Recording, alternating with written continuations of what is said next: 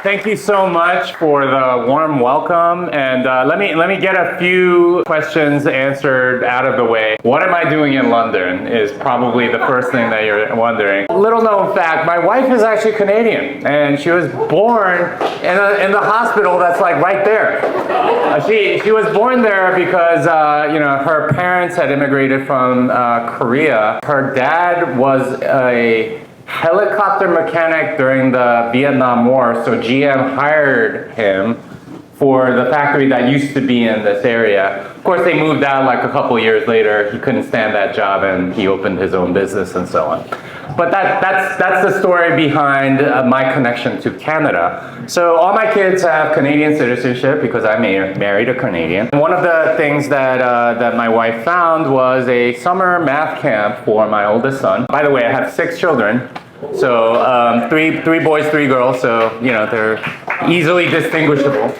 Thank you. But my oldest son is attending a math camp at Western University, and that's why we're here. And my middle son is attending a coding camp at Western University. So that's why we're here. We're gonna go to Burlington tomorrow after their camps end, and I'll be doing another meetup on Friday in Toronto. So that's the story of why I'm in London.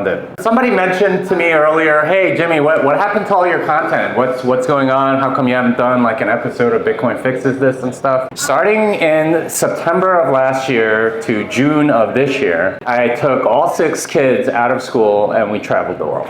We started in Europe, we went to South America, we went to Morocco, Egypt, all through the Middle East, went through Southeast Asia, did East Asia, did Fiji and New Zealand. So we hit like every continent except Antarctica. I got to do this, and part of it is because I'm unshackled from the fiat system. And that's what I want to talk to you about today, is escaping the golden handcuffs, unshackling from the fiat system. So I know Brad already made you raise your hand on who owns Bitcoin and so on, but I'm more curious about this question.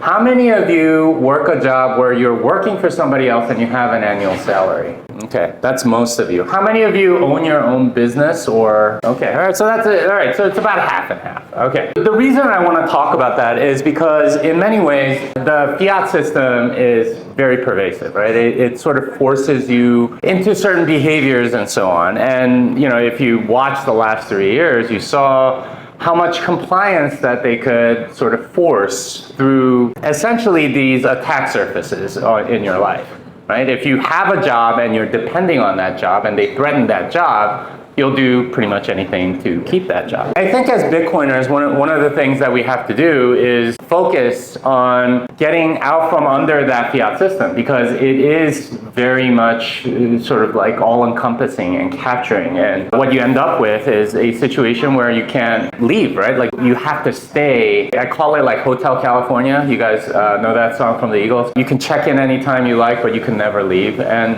the Eagles wrote that song because they were in California, and this was the California lifestyle that they had become accustomed to, and you can never really leave it. It's sort of like this black hole. And the thing about the fiat system is that it's in many ways very attractive, right? Like you have a steady income. You get a paycheck every 2 weeks, and you don't have to worry about where the next dollar is going to come from and how you're going to take it. So a lot of people voluntarily go into Hotel California, essentially. You go into the fiat system wanting to be, I don't know, a lawyer or an investment banker, or working for a company doing marketing or engineering or whatever. It's attractive because of the predictability. But at some point, as you go through it, and I'm sure many of you that are in salaried jobs recognize this, feel kind of stuck. You feel kind of trapped. This is what that song Hotel California is about. You kind of grow disillusioned because of the bureaucracy, because of the ridiculous rules, the political machinations that are going on all over the place. And I'm here to tell you that a lot of that is due to fiat money. This is characteristic. In fact, there's sort of like a debasement of whatever it is, and people stick with it because of the sunk cost fallacy, right? Like I've already devoted 10 years into this, not going to give it up now, right? This is sort of like the justification that we get. It's pervasive throughout the fiat system. You might have a service that you've used that was really good, and then it slowly starts degrading as they cut costs or have to deal with inflation or have to deal with just the normal fiat stuff of bureaucracy and added costs and so on. It's characteristic of the fiat system. There's a lot of mechanisms they use to sort of keep you shackled to your job. If you think about it, if you have a job, if you have a W-2, I think it's called a T4 in Canada, you're essentially married to your job, right? Like it's very hard to let go. And you get a whole ton of benefits by having that. And not just like benefits. In the US, you get health insurance and things like that. There's other benefits, I'm sure, including unemployment insurance and things of that nature. It might be a level up here like it is in Canada where healthcare is given by the government, but that's just shackling you to the government, right? There's also retirement accounts, in the US, that's a 401k. I think here it's called a pension. There's lots of stuff like that. There are also all kinds of free perks depending on the company that you work for. Maybe it's something as simple as free coffee in the coffee break room, or something more elaborate like free oil changes if you work for Google, or haircuts whenever you wanted, and massages. These are all things that sort of entrap you, that get you to stick to a system, and really they're enslaving you. And all of that is there to trap you in the system that you're in. It's to keep you there. It's to make sure that you comply. And it's all funded on debt. And it's not just the money, because the money itself is debt, right? Like the literal US dollar, most dollars in the system, it's just debt on somebody else's balance sheet. The actual money that you make is debt. But you also get access to a lot of debt.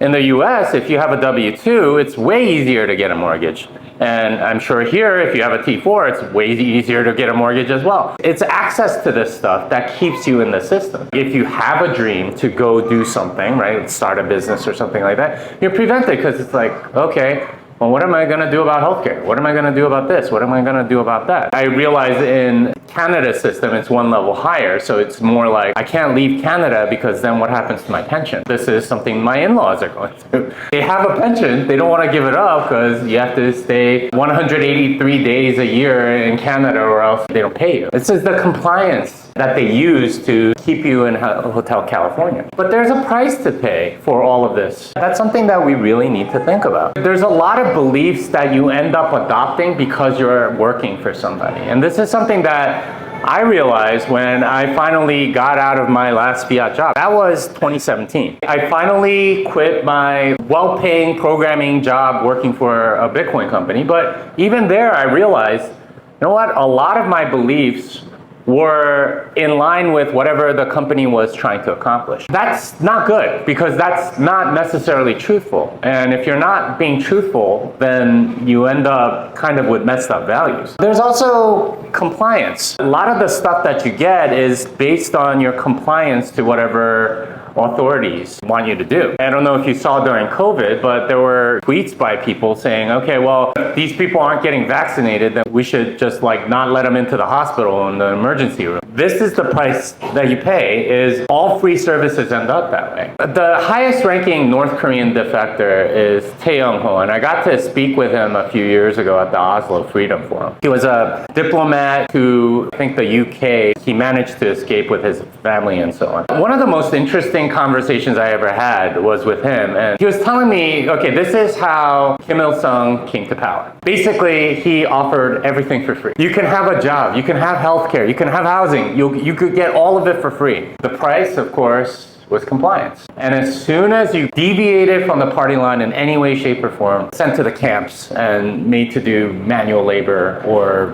whatever. Our current system, the more sort of socialist it gets, the more free stuff gets handed out, the more it gets closer to tyranny. And that's not something that most people really recognize about their work. Another big price that you end up paying is your dreams, right? Like what you want to accomplish, what you want to do. Most people sort of scale back their dreams based on whatever career that they end up in. It's okay, well, I guess I could make partner. Let's go for that instead of some of the stuff that you wanted to do when you were younger, which might have been changing the world in some way, inventing something, starting a business, or having a large family. Like you give up whatever for the sake of the dreams that they give you. Another price that you pay is oftentimes your moral values. A lot of people end up compromising to get up in the hierarchy. A lot of these organizations end up being very political. You kind of have to act like a sociopath to get there. And ultimately, you kind of lose your soul. You see that sort of dead-eye stare, right? And I'm going to go back to the song again. You can check out anytime you like, but you can never leave. There are so many people that are just checked out at work, riding it out until they can retire. Are they even people anymore? They're almost automatons, right? Just going through the motions just so they can finish. It's that sort of mentality of slavery that I'm talking about. You're so demoralized that that's all you do. So how do we break free? How do we escape from this system? If you imagine yourself in a prison, what would you do if you wanted to escape from prison? First thing you would do is to plan and get all the materials that you would need to actually escape. You need to save, right? Get out of debt, because that's the first step. If you don't have any room, and if you're living paycheck to paycheck, it's going to be very difficult. But we have this thing in Bitcoin that allows you to save money and accumulate wealth. And you have this ability to plan for the future.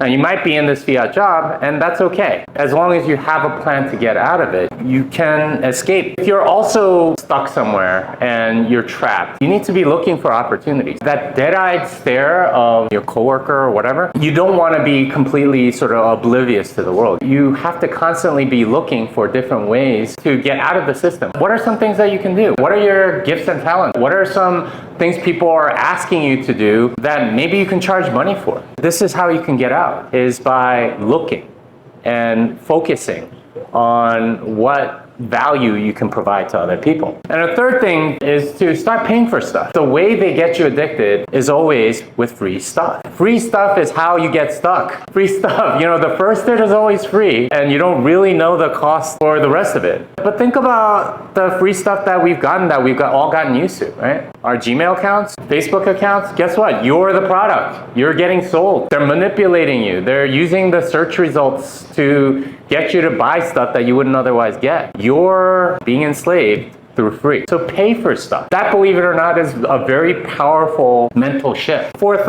take personal responsibility. Having healthcare insurance is good, but that doesn't mean that you can eat donuts every day. It's something that a lot of people use as an excuse to not be healthy. If you take personal responsibility for stuff, and instead of relying on insurance, relying on your own character, that's the way to escape, because any sort of weakness can be exploited to cause dependency. Finally, if you have the stomach for it, become an entrepreneur. That's the real way to escape. When you're actually directly interfacing with the market, you don't have all of this politics and all this other fiat crap that you have to deal with. It's honestly better for your soul, because you're actually providing something to somebody that people want. If you want to escape from the fiat game, right, the fiat life, you're going to have a lower time preference. Think about the future a lot more. But I promise you it's worth it, because there's a lot of depressed people out there that are living that fiat life, and I wouldn't want you to get there. I wouldn't want that on my worst enemy, to have that dead-eye stare. That is basically the main idea, is that you can break free and that it is possible once you have Bitcoin and a savings technology.